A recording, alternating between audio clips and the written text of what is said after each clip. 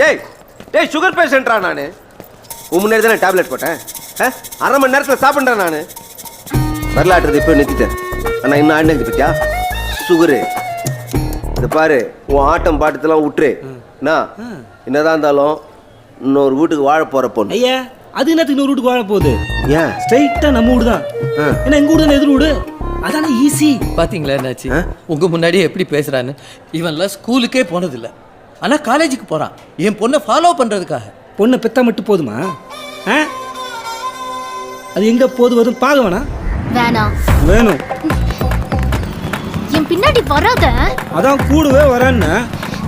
நான் 8வது படிக்கும்போது நீ வேணான்னு சொல்லிட்டேன்ல. நான் 6வது படிக்கும்போது ஓகேன்னு சொல்லிட்டேன்ல. என்ன நின்ட்ட?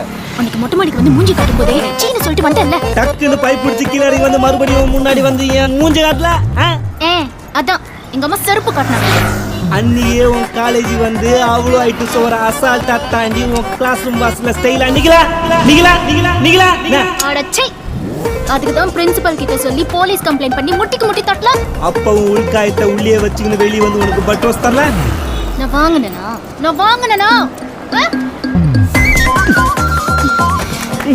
அலவுட ஆம்பளை பிள்ளை அலவுட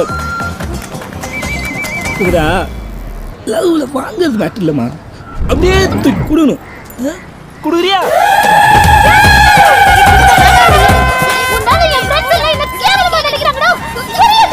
புரியுதா? குமுதா ஃப்ரெண்ட்ஸுங்க கேவலம் நினைக்கிறாங்க சொல்லிச்சே தவிர அது கேவலம் நினைக்கிறேன்னு சொல்ல பாத்தீங்களா?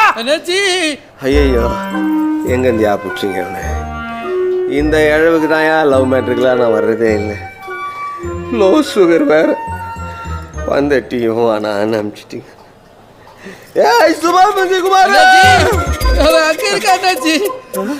அவன் எங்கடா எங்க உட்காந்தா? ஏய் சுமார் மூஞ்சி குமார், அவ்வளோதான். அண்ணாச்சி வரல வேகமா ஆடுது. உன்னை மிரட்டினடா நான்.